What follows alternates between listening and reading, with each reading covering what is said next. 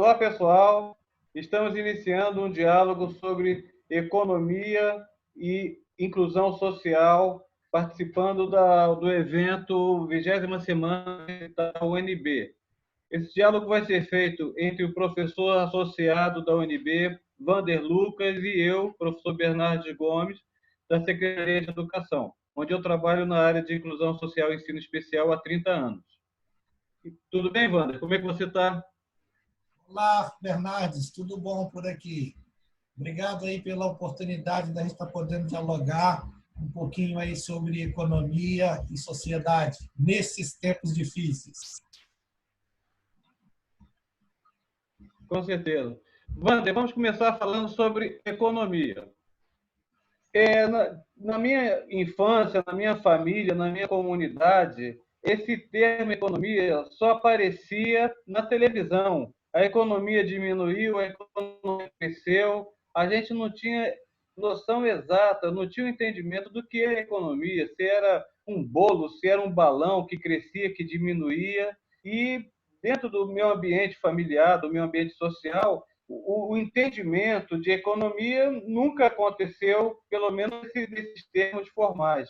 Então, você poderia falar para mim, de uma forma tranquila, para pessoas que, como eu, nunca ouviram falar sobre o assunto, o que é economia? Vamos, né? Você mesmo já colocou, né? Todo mundo vive economia, mas às vezes entender a ciência econômica é um pouquinho complexo, né? Porque justamente a ciência econômica é tentar explicar o comportamento humano, né, diante das suas questões financeiras, né, de recursos, alocação dos recursos. Então, vamos dividir isso aí, como é um tema um pouquinho complexo, a gente vai dividir isso aí em 3 vídeos. Vamos primeiro tentar conceituar alguns pontos que a gente vive, mas de repente a gente não sabe bem qual que é o conceito, e vamos, né, conversar sobre a importância desse indivíduo aí dentro da sociedade. Então, a economia é isso, é o estudo da casa, é uma coisa bem simples, né? Ou seja, estudar a finança, né, as finanças de uma família e como é que a gente poderia, né, se comportar ali de maneira a todos vivermos bem. Então, a ciência econômica tem esse papel de poder ajudar a não a explicar os comportamentos e daí então de repente poder até mesmo ajudar como é que a gente poderia melhorar, né, o nosso modo de viver, principalmente em relação às questões financeiras. Economia tem um ponto de partida. É, as coisas, tudo tem uma abordagem econômica, nem tudo, né? A economia trabalha muito com a questão de quando há escassez de algum recurso.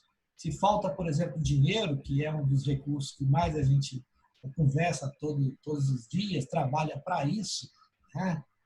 Bem, então aí eu teria que ter uma certa organização. Então a economia vem para justamente preencher essa lacuna no sentido de que poder informar as pessoas, poder ajudar as pessoas como viver, né, prazerosamente, né, com aquilo que ganha.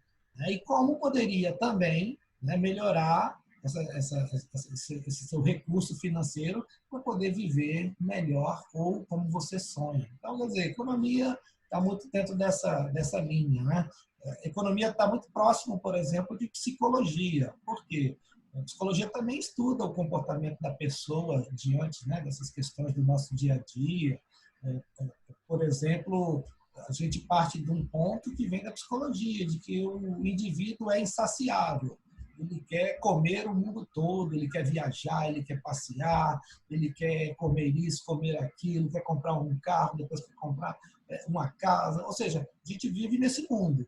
Né? É claro que eu também não posso ser um agente passivo, né? Eu sou também um agente ativo dentro desse mundo. Até a economia conversa muito sobre isso. Porque vai ser uma eterna corrida, uma eterna corrida atrás de dinheiro, acaba que você vai acabar a sua vida trabalhando ou até mesmo adoecendo antes disso, né? E acaba que você não vai ter uma vida prazerosa. Então, a gente parte desse ponto. A gente tem desejos. Agora, a realização desses desejos depende de algumas combinações. Por exemplo, quantidade de dinheiro. O dinheiro vem basicamente do trabalho. O trabalho te toma o tempo. Se ele te toma o tempo, você tem pouco tempo para o lazer. Mas o objetivo nosso não seria, eu quero viver para trabalhar. Não, você quer viver para lazer, você quer se divertir, você quer ir ao cinema, você quer passear, encontrar os familiares. E não necessariamente você quer trabalhar. Agora, para fazer tudo isso, você precisa do trabalho, porque ele vai te dar uma renda que vai poder fazer com que você atenda a todos esses seus desejos. Então, tem essa complexidade na cabeça da gente, né? Esse supercomputador, que é o nosso cérebro, ele, de certa forma, está combinando tudo isso. Quando você vai para o mercado, você já está na sua cabeça quanto você tem de dinheiro. Então, eu já sei, entre aspas, o que eu vou comprar lá. Então, eu sei também aquele é mais caro, esse é mais barato. Né? O que quer dizer mais caro? É o que você está pensando em relação ao que você ganha. Aí outra pessoa chega lá e pega o mesmo produto. Para ele, o caro, de repente, já é um outro conceito, um outro parâmetro. De repente, aquele produto que você pega e fala, isso aqui é muito caro, a outra pessoa pega e fala, nossa, como está barato. Então, olha só a complexidade, né? Então, quer dizer, os nossos desejos, eles, de certa forma, são freados pelo que a gente tem no bolso. Né? O meu sonho é ter um helicóptero. Mas eu não tenho renda para ter um helicóptero, entendeu? Já tem gente que tem renda para ter um helicóptero. Então, tá na cesta dessa pessoa ter um helicóptero? Tá. Na minha tá só no sonho. Então, eu não vou trabalhar para ter um helicóptero. Por quê? Porque eu não vou conseguir ter esse helicóptero. Entendeu? Então, mas eu posso ter outras coisas. Né? O helicóptero não é também o fim do mundo. Isso também é um lado legal, né? Às vezes a sua renda, ela te leva à sua cesta.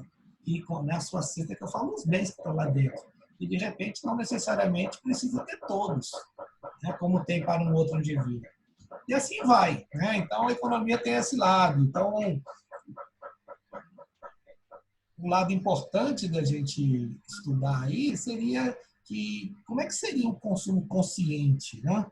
Então, esse consumo consciente é que a gente coloca, né? Eu sou insaciável, eu quero o mundo. Bem, mas será que eu preciso comer o mundo todo? Sobre essa questão, você colocou uma coisa muito interessante, né? Que você falou sobre o desejo de consumo, talvez o desejo insaciável, mas eu percebo que em algumas comunidades as coisas acontecem de forma diferenciada. Em algumas comunidades, os desejos são de consumo muito simples, muito básico. Você conseguir assim, o sonho de consumo de uma família pobre, de uma família comum, como eu vi, o sonho de consumo era pagar a luz e a água em dia. Né? Poxa, no dia que a gente conseguir não deixar a água atrasada, não deixar a luz atrasada, né? Tá show de bola aqui, né? O sonho de consumo dos filhos era comprar um tênis a cada 6 meses. Então, era um pensamento de consumo limitado, né? Assim, voltado para questões muito básicas. Eu percebo que vários agregados eles vão se tornando mais agregados à medida que as famílias elas já por si só já têm uma base de poder aquisitivo mais diferenciado, né? Enquanto uma família pobre, o rapaz ele pensa em ter um sapato para poder sair com a namorada, a família rica, o pessoal pensa, não, eu quero sair com esse último modelo que está ali na vitrine. Né? Essa variação de expectativa em relação à economia tem como se resolver. A família ela pode chegar num consenso de felicidade ou de tranquilidade em relação à sua condição econômica ou não? Ou na visão econômica isso é uma coisa que nunca vai fechar? Né, você descreveu bem uma questão cotidiana, né, através de conceitos econômicos. Então, veja bem, você falou de duas coisas aí. Você falou a questão de famílias ricas, famílias pobres, ou seja, basicamente você já criou um parâmetro que tem a ver com renda, né, e você criou um outro parâmetro que é a questão da cesta. O que tem na cesta das famílias ricas, o que tem na cesta das famílias pobres. Né? Você citou aí bem. Então, justamente há uma diferença muito grande. Né? Como você falou, às vezes ter a água paga, está lá dentro da cesta, água. Mas do rico também tem lá água. Está, né? Lá na cesta do pobre, energia elétrica, luz. Também o rico também precisa de luz. Agora, a diferença está um pouco na renda das pessoas. Então, acaba que, de repente, a minha renda ela vai se exaurir, ela vai acabar com a luz, a água e a cesta básica, né? E aqueles mantimentos básicos para viver. Já a cesta do outro, de repente, tem uma renda a mais que vai dar para colocar outras coisas, vai dar para pôr um carro, vai dar para colocar uma viagem, vai dar para colocar, como você colocou, o bem, né, da moda, o bem do momento. Então, quer dizer, o conceito é o mesmo. Agora, é claro que a amplitude da cesta de um e de outro são diferentes.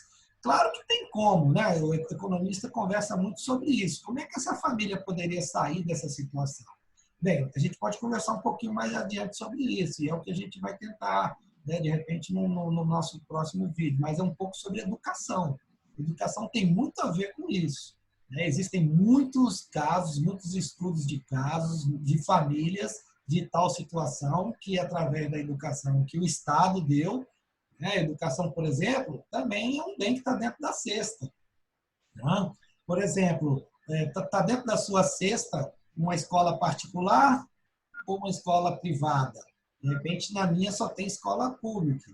Né? Eu venho de escolas públicas. Né?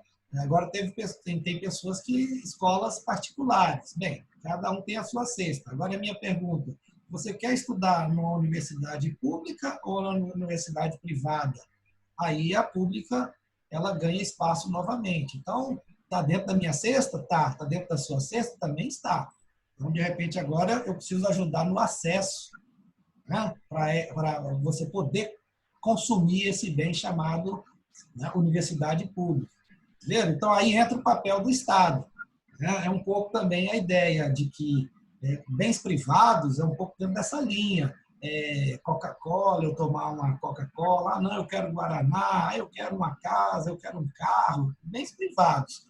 Tem bens que a gente chama que são os consumos coletivos. Né? Por exemplo, eu chegar para você e falar assim, hoje eu passei naquela ponte. Né? Aquela ponte custa, vamos supor, custa 1 bilhão, aquela ponte. Mas eu passei lá nela, entre aspas, eu consumi aquela ponte hoje. Está na minha cesta? Tá, porque ela me permite chegar no meu trabalho mais tranquilo, posso dormir mais um pouquinho em casa, bem-estar. Então, aquela ponte está dentro da minha cesta. Só que eu não posso comprá-la. Aí você fala, não, eu também eu vou passar naquela ponte e sou rico. Mas também não posso comprar aquela ponte, 1 bilhão. Mas o governo, de repente, pode fazer a ponte. Então, os bens públicos já têm essa característica. Né? Seria um bem oferecido para todo mundo, se é rico, se é pobre, vai haver o consumo daquele bem. Então, o Estado ele teria um espaço aí para poder entrar e, de certa forma, oferecer alguns bens que toda a sociedade vai se beneficiar. Isso tudo chama bem-estar social. Ou seja, os pobres, os ricos vão estar se beneficiando ali daquela, né, do consumo. Sobre essa questão, é interessante esse pensamento maior em relação ao Estado, mas ainda vou te perguntar um pouquinho mais voltado em relação à família. Voltando, fechando na questão do entendimento familiar, dos aspectos das expectativas familiares. Eu conheço algumas famílias que têm uma renda muito humilde, muito básica, e que são famílias felizes e muito bem estruturadas. E conheço outras famílias de classe média, classe alta, que têm um consumo chegando às 500 vezes, 1000 vezes mais alto do que dessa outra família, só que é totalmente desestruturada, está inadimplente, está devendo, está, sabe, fugindo de credor. Então, como é que uma família ela consegue perceber em que situação que está, como se fosse um mineiro falando, um potô, em que situação que eu estou? Eu sou uma pessoa credora, simplesmente, que no mundo que a gente vive, eu entendo como leigo que a gente é um eterno credor, ou seja, no momento que eu paguei a luz e acendi a lâmpada, já estou devendo essa tarifa para o mês seguinte, né? Então, uma coisa é eu ser um credor em relação do consumo contínuo das coisas que eu uso, como ônibus, como gás. Outra coisa, eu ser uma pessoa inadimplente. E mais acima, eu ser uma pessoa super endividada, ou uma pessoa que entrou numa falência total. Como é que eu consigo, qual o parâmetro que eu posso dar para uma família leiga que está vendo esse vídeo, né, que seja de classe mais baixa, que seja de uma classe média alta, para ela entender em que situação que ela se encontra nesse momento? É uma questão, assim, tanto do ponto de vista individual e familiar, como também do ponto de vista social, da sociedade. Não é à toa, vamos dizer assim, que os brasileiros passam a ter comportamentos parecidos, né? Somos todos brasileiros, acaba que nós influenciamos, de certa forma, nós formamos né, a sociedade, mas também a sociedade nos influencia, né? Então, acaba que tem isso. Então, por exemplo, vamos supor a sociedade norte-americana, Estados Unidos, o pessoal fala que eles têm um espírito consumista muito alto. Por exemplo, você está com o seu iPhone agora, o iPhone 10, aí de repente sai o iPhone 11, né? Você vai ficar doido para comprá-lo. Por quê? Porque você tem esse espírito consumista. Tem um lado positivo nisso? Tem. Tem porque acaba que a indústria, né, as fábricas vão estar a pleno vapor produzindo e os consumidores a pleno vapor comprando e acaba que vai dar muito emprego, salários, né? Você tem uma dinâmica toda aí. Agora tem esse outro lado que é um pouco a questão um pouco de comportamento, a questão de consciência. Eu preciso do 11, se eu já comprei o 10 em dezembro, aí saiu o 11 agora em julho, eu preciso do 11. O que ele vai me agregar a mais? Eu estou usando o 10 plenamente, para que eu vou comprar o 11? E essas questões que são questões comportamentais. Então, o americano tem esse comportamento, esse lado consumista muito forte. O outro extremo, o pessoal fala muito do japonês. O japonês ele tem um comportamento muito retraído, ele tem uma poupança muito elevada. Poupar vou consumir depois. Então, vai juntando, vai juntando. Ele deve estar lá no iPhone 1, porque está funcionando direitinho, liga para quem eu quero, eu recebo as chamadas de quem eu quero, ele guarda, tem uma memóriazinha lá que eu guardo o que eu gosto. Eu não preciso do iPhone 10, ele já tem essa consciência. Entendeu? Então, ele retrai muito o consumo. Bem, tem um lado positivo? Tem. Né? Ele vive mais tranquilo. Ele não precisa ficar correndo atrás de dinheiro para comprar o 11, vai sair o 12. Mas, por outro lado, você não cria essa dinâmica na economia que eu citei um exemplo da economia americana, de comprar, produzir, empregar então mais gente, né? Avanço tecnológico, ou seja, você tem uma dinâmica muito maior. Né, vou dizer assim, tem um lado que são opções que essas sociedades fizeram, claro, no histórico, né? Isso foi sendo construído, né? Mas a economia tem esse lado, ela se preocupa muito com isso, sobre esses comportamentos em diferentes sociedades, né? Por isso que a gente tem economistas em todos os lugares, às vezes passa, né, tenta motivar uma outra sociedade a se comportar diferente, porque ela vê os resultados de onde isso aí vai levar. A microeconomia é isso, é estudar esse indivíduo, essa família, aquela empresa, aquele governo. Assim como a gente tem essas preocupações, como você citou, o que eu vou consumir, quanto é que eu ganho, é a mesma coisa também. Um governo também teria que ter essa preocupação. E a gente vê que tem. Né? Claro que as restrições dele são um pouquinho diferentes. Né? Ele pode ir ali na gráfica e mandar fazer papel, né? E aí, quer dizer, aquilo ali já vai financiar o gasto dele. Mas isso aí já é um governo irresponsável. Ou seja, está gastando mais do que arrecada em impostos. Também é a mesma racionalidade. Agora, quando isso tudo junta, aí nós estamos já numa macroeconomia, aí a gente começa a ter alguns problemas. Né? A gente viu agora, recentemente, né, o problema de faltou arroz. Por que faltou arroz? Muita gente tentou explicar. Aí, bem, o que isso impacta? Inflação, porque acaba que arroz está com todo mundo consome arroz, acaba que você tem um produto que, de repente, pode impactar, né, um aumento generalizado de preço. Isso é inflação. Então, quer dizer, é um problema. Esse problema da pandemia, muitas empresas fecharam. Então, no agregado, nós tivemos um desemprego muito elevado. Entendeu? Então, a macroeconomia já vai tentando conversar sobre isso. Então, esse aqui é o papel da ciência econômica, justamente a gente tentar dividir, né, isso aí que você colocou, sabe? É importantíssimo, né? Existe uma racionalidade. Por exemplo, se você pegar uma empresa, ela vai precisar de capital, que pode ser tanto máquina, como também pode ser dinheiro, propriamente dito. Ela vai precisar de espaço, que a gente chama de terra, e ela vai precisar de gente para trabalhar. Cada empresa, tem empresa que precisa de muita máquina e pouca gente. Já tem outras empresas que precisam de muita gente, pouca máquina. Então, aí que está, eu preciso alocar essas pessoas corretamente. Então, a economia se preocupa muito com isso. E aí, a sequência, você sai de casa para trabalhar, né? Por quê? Porque você está de olho lá na frente em consumir, né? E em prazer. Né? Um dos prazeres é consumir. Né? Então, você sai de casa, trabalha, aí, claro, você vai trabalhar numa empresa, ela vai produzir, logo ela vai te dar salário. Se ela te der salário, você volta para casa e vai consumir, né? Principalmente com os bens que estão dentro da sua cesta, que você deseja, tá certo? Como também, né, com as necessidades básicas, né? Água, luz, hoje está cada vez mais necessário isso, né? Então, por exemplo, só para você ter uma ideia, quando eu comecei a estudar água era tido assim um bem livre. A água tem sobrando, né? Água hoje é conhecido como o ouro do século XXI. O petróleo foi o ouro negro do século XX. A água está sendo já considerada como, né, o ouro do século XXI. Hoje já se existe. Quando eu comecei a estudar, não se estudava água, porque tinha demais. Hoje já se tem economia da água. Olha só que interessante. Então, quer dizer, onde tiverem esses problemas de escassez, de você precisar se organizar, é um bom espaço para a economia entrar. Então, esse ponto que você colocou é importantíssimo, né? Tudo bem, eu preciso de dinheiro para satisfazer os meus desejos. Porém, né, eu preciso de algo mais. Eu preciso de algo mais, principalmente para que se torne que os meus desejos de consumo sejam, Ok.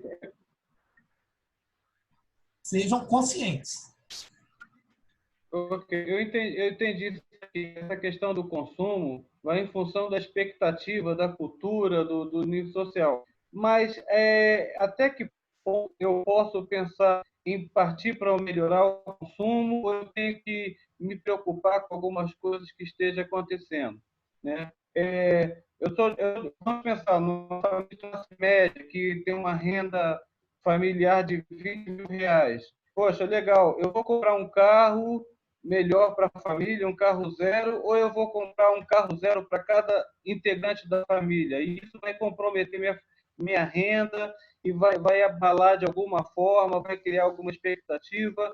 Eu dei um passo a mais, eu comprei 3 carros, estou inadimplente e já está faltando algumas questões. Como é que eu consigo ver se eu posso avançar ou se eu devo frear meu consumo? Como a família tem que participar, os integrantes da família têm que participar dessa discussão? Ou não é necessário? Ou como é que a gente coloca isso para uma família? Eu estou te perguntando isso porque eu lido com muitas famílias de vários níveis e tem esse questionamento. Quem na minha família tem que produzir capital? A partir de que idade tem que produzir? Eu percebo que nas famílias mais pobres, nas famílias com renda mais baixa, né, o ingresso, a produção de capital é muito a partir de que idade tem que produzir precoce, né, de várias formas. Acontece, às vezes, a mãe ela trabalha vendendo sanduíche ou vendendo din-din, e as crianças pequenas já começam a participar, a embrulhar o sanduíche ou cortar uma cebola. Já numa família de classe média alta, o ingresso ao mercado de trabalho acontece com 28, 30 anos, quando o integrante da família já está indo para a sua pós-graduação para pensar em que ele vai entrar no mercado de trabalho. Como é que a gente deve pensar nisso aí em relação à família? Pois você tocou num ponto que justamente transcende a ciência econômica, mas, ao mesmo tempo, afeta a vida econômica das pessoas. Então, isso aí é importante também a gente tentar não só entender, mas também poder dar algumas dicas. Né? Você citou, por exemplo, essa questão de famílias ricas, famílias pobres. A questão o primeiro ponto, a questão do planejamento financeiro é uma coisa muito importante, independe de se você é rico, se você é pobre. Você já citou lá atrás, famílias pobres que, de repente, têm um padrão de vida muito bom, entendeu? Para aquele nível de renda dela. Ela consegue passear, ela consegue visitar seus parentes, ela consegue ter lazer, né? Ela consegue ter uma tranquilidade em casa. E já tem famílias com padrão de renda bastante elevado, mas que é uma desordem em casa. É um pouco dentro dessa ótica consumista, que acaba que, por exemplo, você citou a questão do carro, né? Bem, eu tenho um casal, 2 filhos, 4 pessoas. Um carro cabe 5 pessoas. Então, eu preciso ter mais que um carro. Né? Já tem gente que acha que lá em casa somos 4 pessoas, 4 carros. 4 carros vão implicar em 4 consumos a mais de combustível, em manutenção, de pneu, em impostos. Então, quer dizer, se eu não colocar, se eu não me planejar corretamente, esse carro que no primeiro dia vai ser uma festa, mais um carro novo em casa, vai ser lá na frente um pesadelo, né? Porque aquilo traz vários itens de consumo, né? De despesas que você vai ter que incluir no teu orçamento. Então, essa é uma questão que você precisa muito bem planejar antes de executar. Carro no Brasil, até pouco tempo, eu vou investir meu dinheiro comprando um carro. Isso não existe. Carro é uma despesa, é um bem de consumo, é como se a gente estivesse comendo um carro. Você comprar um carro por 50 mil reais, só em tirar ele da loja, ele já vai para 45. Aí daqui a um ano, ele está valendo 35. E assim vai, ou seja, está consumindo ele. Ele está te dando prazer? Tá. Gostoso pegar seu carro, né? Abastecer, viajar, é gostoso, você está consumindo. Logo, entre aspas, é um dinheiro que está se corroendo. Né? Então, existem esses diferentes tipos de bens, né? Bem de consumo, bem de investimento. Por exemplo, um imóvel. Você compra um imóvel, basicamente o preço dele, né? Normalmente, tá? Mas uma tendência é que não é que você compra porque o preço vai subir, mas o preço dele vai se mantendo. Isso quer dizer, mas você não está comprando com esse objetivo, você está comprando com o objetivo de morar, né? De ter onde morar, de repente não pagar aluguel, uma questão assim. Então, quer dizer, é preciso muito bem ter consciência sobre a composição dessa cesta. Né? Outro ponto importante, e aí depende da renda, é isso mesmo, que pessoas quando ganham mais tendem a, entre aspas, se perder até na composição dessa cesta, porque achando que está ganhando muito, e se perde ao ponto, como você falou, pessoas que têm rendas, assim, que você falaria, caramba, não é que uma pessoa dessa teria algum problema? Tem, e às vezes, problemas muito piores do que pessoas com renda, né, média, renda baixa. Né? Esse ponto que você colocou também, da composição da família, isso é uma discussão que vai para a sociologia, vai para a ciência política, né, a questão do Estado, a questão, você falou, quando trabalhar. Né? Hoje a gente sabe, né, tem uma ligação muito forte, né, entre remuneração do trabalho, ou seja, salário e educação. Né? Quanto mais a pessoa estuda, melhores vão ser os salários delas. Isso aí já tem estudos mostrando isso. Então, isso aí nos dá uma certa confiança de que eu preciso fazer todo mundo estudar. Entendeu? E agora, o problema de estudar é o seguinte, se você não entrar na escola lá no início, né, fica cada vez mais difícil de você falar, eu vou começar agora, com 15 anos eu vou aprender a ler. Olha, você já perdeu, né? Você já perdeu quase 8 anos, quase 10 anos você já perdeu de poder ter aprendido a ler.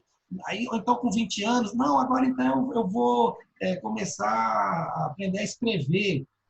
Bem, você já está com 20 anos, já está cada vez mais difícil. Consequentemente, o mercado de trabalho vai ter espaço para você? Tem, mas são empregos que te levam a remunerações básicas, né? Muito baixas. Então, tem essa ligação muito forte.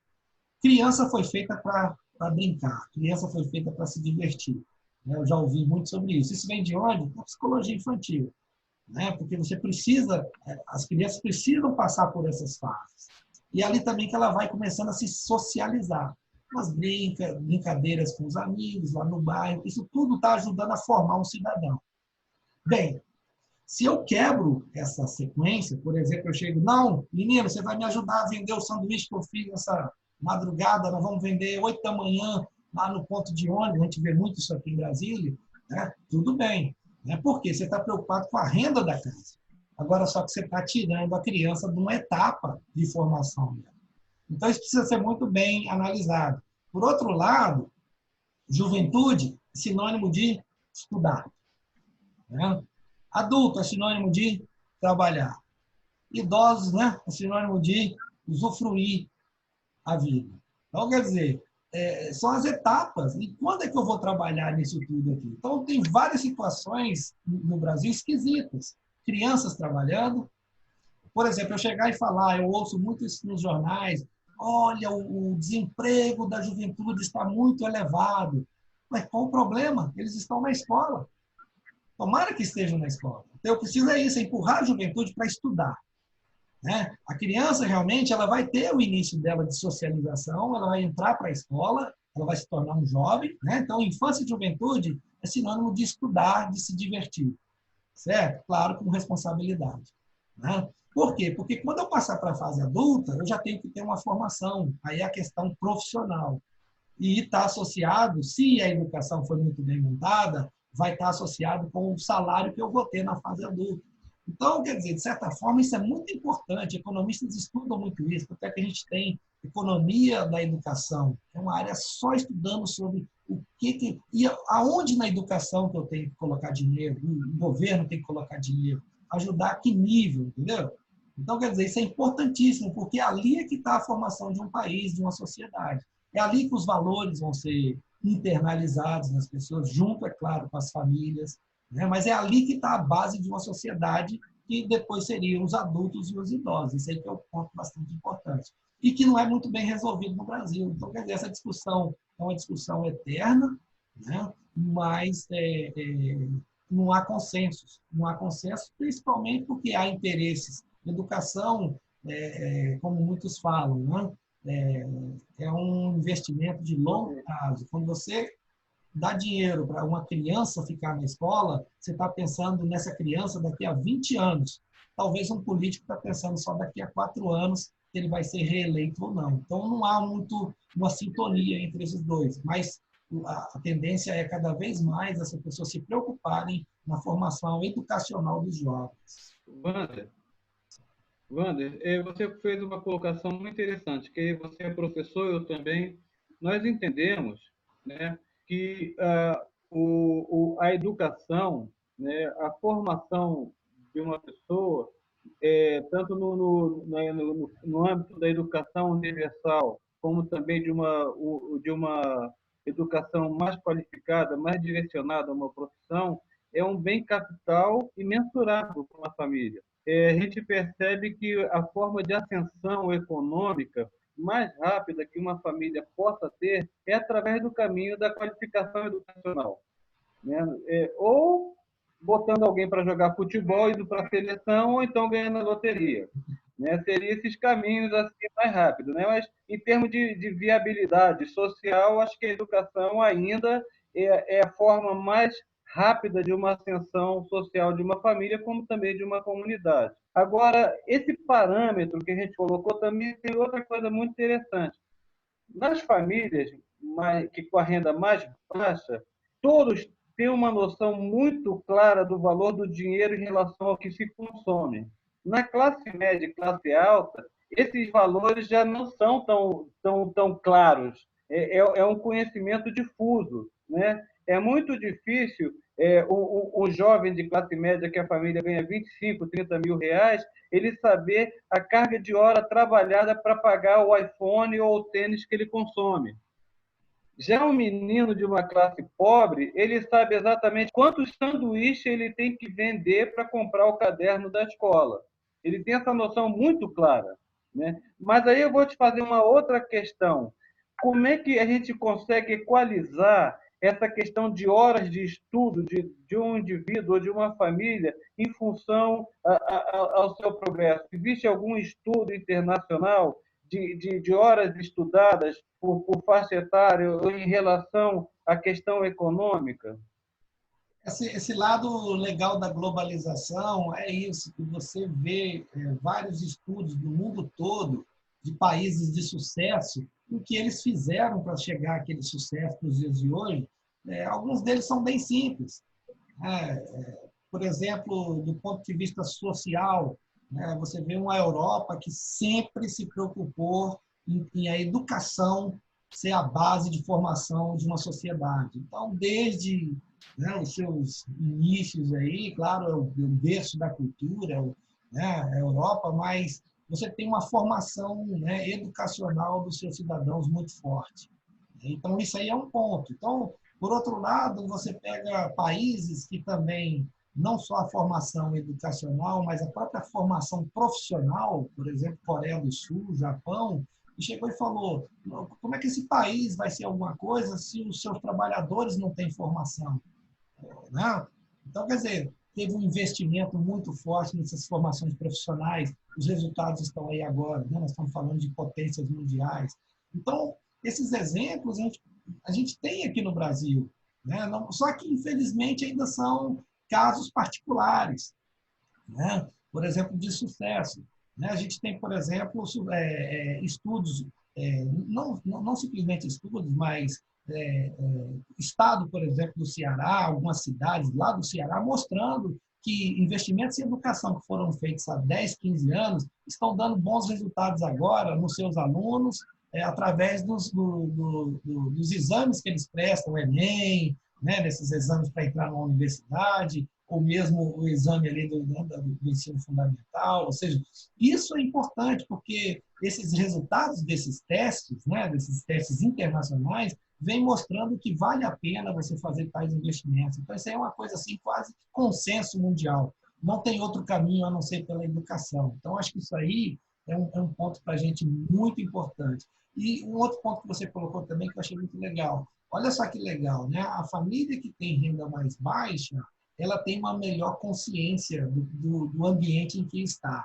A família que tem uma renda mais alta, os componentes dessa família, de repente estão sem noção do ambiente em que eles estão e o que eles podem fazer para se ter uma sociedade melhor. Olha só, então. Então, quer dizer, a família de renda mais baixa tem o que ensinar para as famílias mais altas.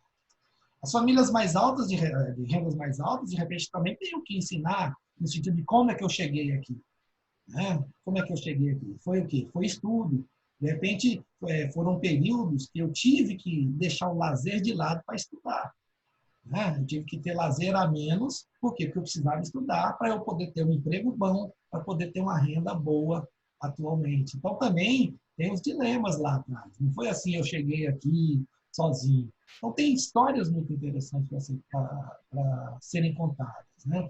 O Brasil é um país muito complexo, tem uma estrutura, né? Por exemplo, se a gente for analisar pelo lado do trabalho, pode ser lá, começar lá pela subsistência.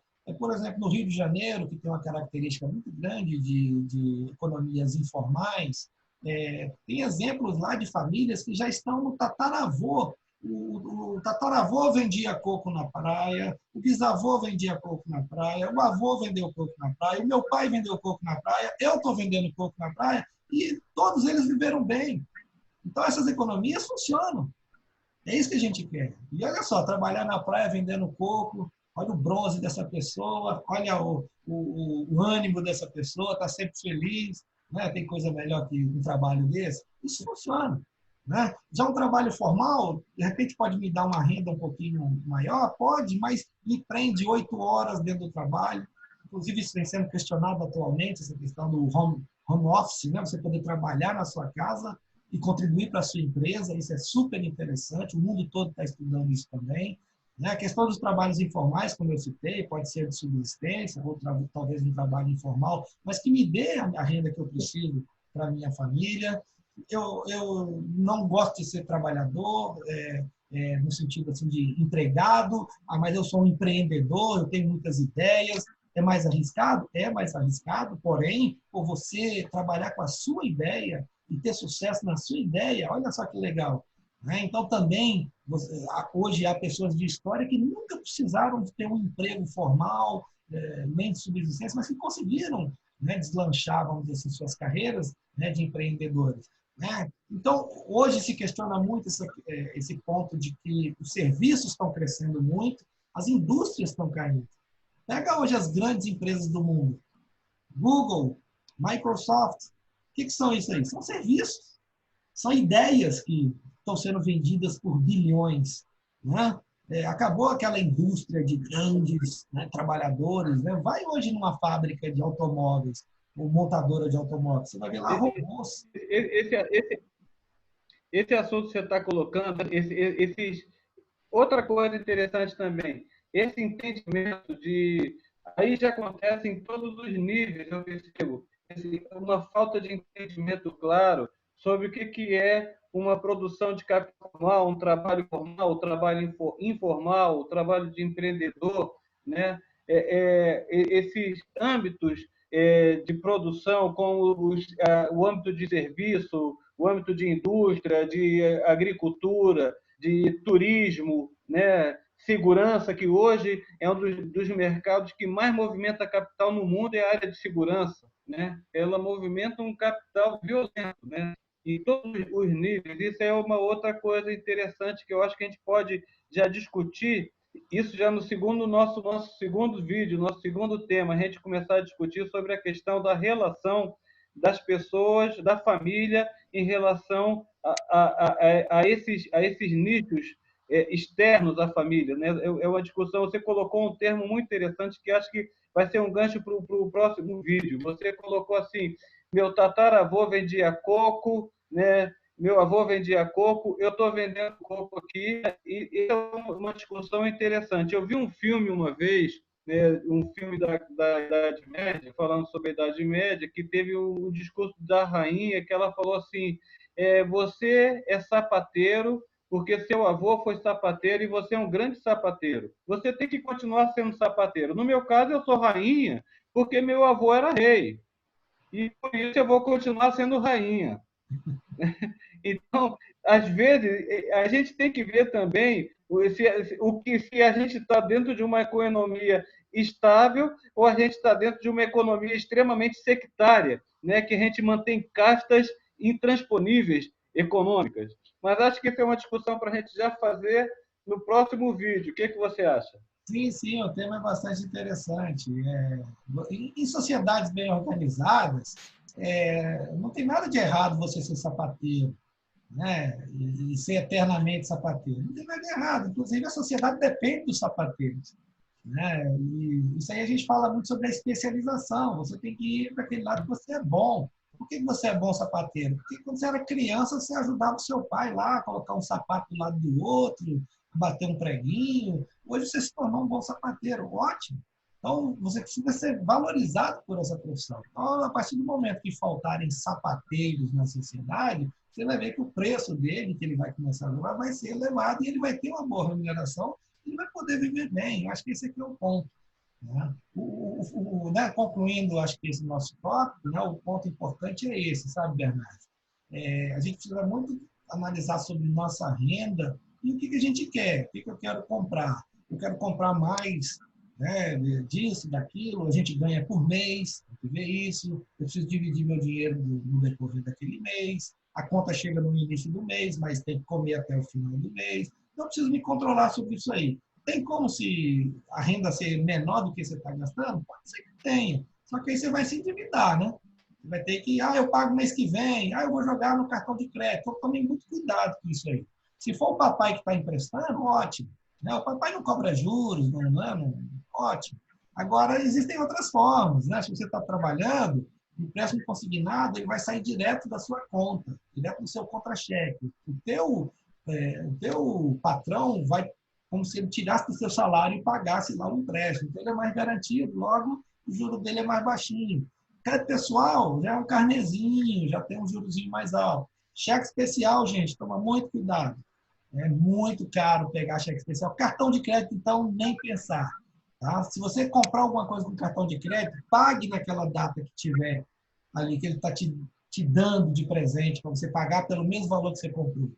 Agora, normalmente, se você puder pagar à vista, é a melhor coisa. Você tem direito. Se o cara falar, não, pode pagar no cartão. Não, eu quero à vista, quero desconto, então. Eu estou te pagando agora, meu amigo. O cartão você vai receber daqui a 40 dias. Então, tome muito cuidado com o cartão de crédito, porque se passar os 40 dias e você não pagar, o juro é exorbitante, vira uma bola de neve, e aí lá naquela sua despesa vai crescendo e a receita está parada. Não adianta você ir lá no seu patrão, o meu cartão está estourado, dá para você me aumentar meu salário? Ele vai rir. Né? Ou seja, o problema é seu. Certo? Tome muito cuidado, porque se você não... A questão de endividar, se ela estiver sob controle, tudo bem. Agora, se você não conseguir ir pagando essa dívida que você está tendo, aí você vai entrar lá para o grupo dos inadimplentes. Né? Ontem eu ouvi um conceito na televisão super interessante, os super endividados. né? Nós temos no Brasil 30 milhões de superendividados. Nós temos 70 milhões de endividados, pessoas que devem, também assim não é grave.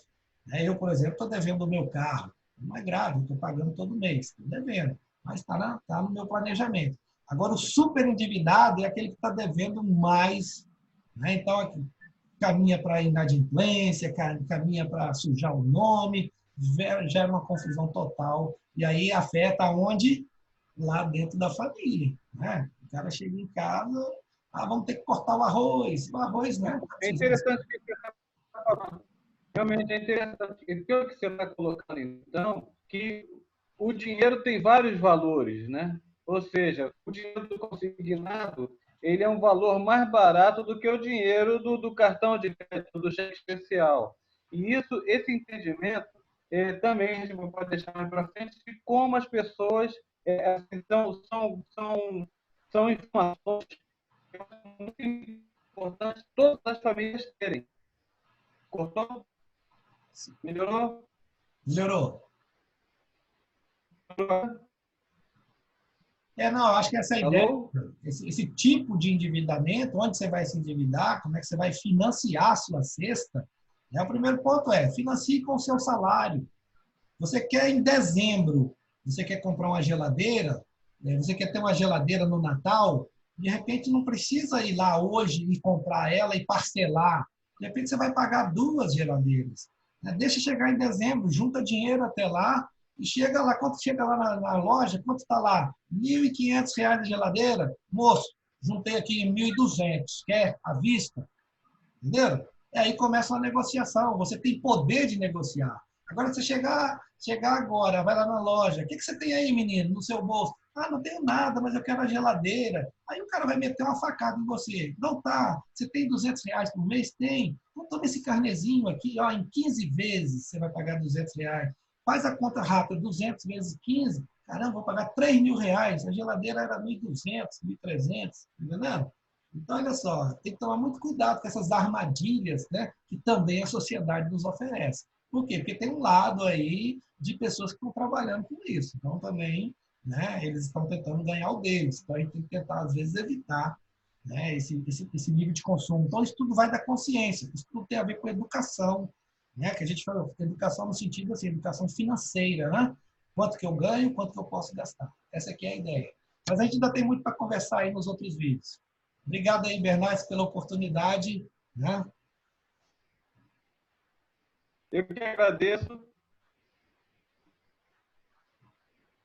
Eu que agradeço a nossa participação aí. Ok, então. Eu acho que é isso. Um E aí, o que você abração. achou?